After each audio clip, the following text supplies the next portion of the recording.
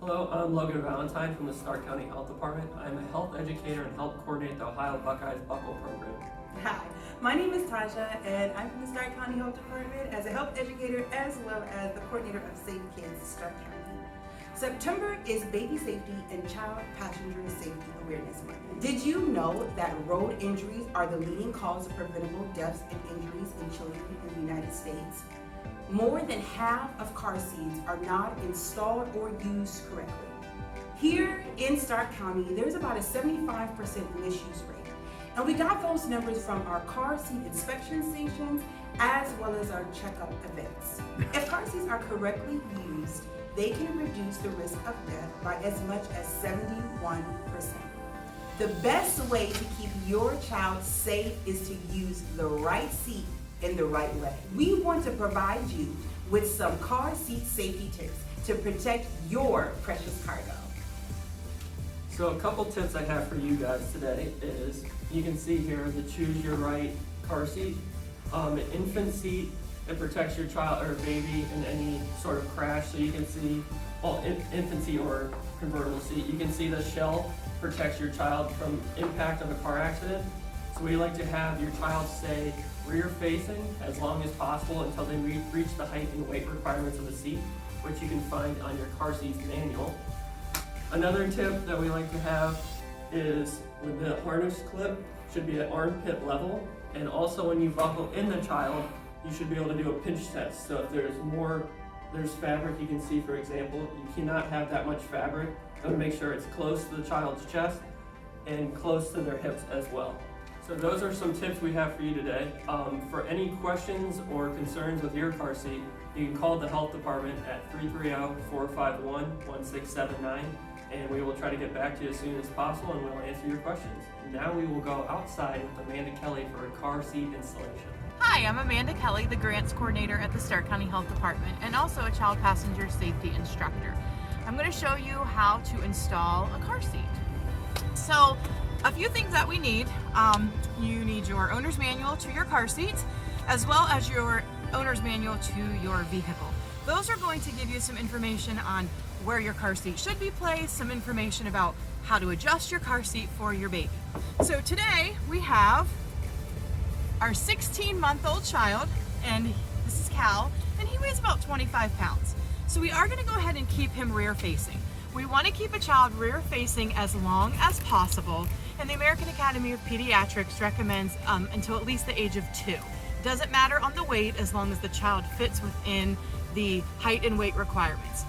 One of the things you'll need to do is look at the labels on the side of your car or reference your owner's manual. So the car seat, we're going to look at the labels on the side, and our car seat goes from up to 40 pounds rear facing. So since our child weighs 25 pounds, we are going to go ahead and keep him facing the back. We can install our car seat using either the seat belt, or we can use what is called the lower anchors. So I am going to decide to use the lower anchors for our installation today. One is not safer than the other, it's just my preference. So I think that's what we're going to go ahead and do today. So I've gone ahead and adjusted the harness, and we'll put our baby in a minute. One of the things that's really important to do is to secure any unused seat belts to keep them out of the way so the child cannot reach them. With our 16-month-old child, he's just getting a little bit older and getting a little more inquisitive and doing some different things. So we just want to get that out of the way and locked so he can't get a hold of it. After I've read my instruction manual and my owner's manual, I know how to install the seat. So I'm going to loosen my strap. And then we're just going to go ahead and we're going to take this and hook it onto the bar in our seat. The latch system is in vehicles that are 2001 or newer. So we're dealing with a newer car, so we're going to go ahead and hook that in. We're going to come over here on this side. We're going to go ahead and click the other one in.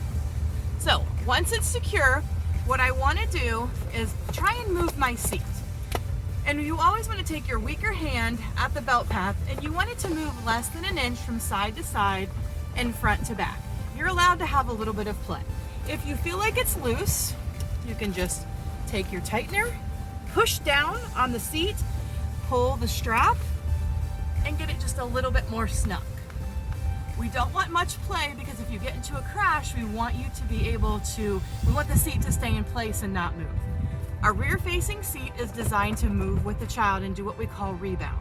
So it's okay if it's a little bit looser up here because we want it to move with the baby in the event of a crash. Cal's back. So we're gonna go ahead and strap Cal in. When we put a child in rear facing, we want the harness straps to come from at or just below their shoulders. That's gonna hold them down in the seat in case we get into a crash. When you turn them forward facing, it's a whole nother set of rules, and we can go over that in a future video. Once we get them strapped in, we want the straps to, we don't want to be able to pinch any of the fabric. So right now, our straps are way too loose. There's a little device here, and we're just gonna tighten these down. And then we go back and attempt to pinch the fabric. I can still get a little bit, so we're gonna go just a little bit tighter. This is the harness retainer clip. We want that to be right at about armpit level, because if it's too low, the straps can fall off the shoulders. If it's too high, it kind of cuts into their neck a little bit, and we don't want that. So once we get this nice and tight, we've got them in here, we're nice and secure. When they're riding rear facing, it's okay if their feet touch the back. We want them to ride rear facing as long as possible. There's no indication showing that there could be an increase of leg injuries or extremity injuries from riding rear facing too long. So keep them rear facing as long as possible, preferably to the upper weight limits or height limits of the seat, which in our case is 40 pounds. So if you have any questions, don't hesitate to give us a call at the Stark County Health Department at 330-493-9904.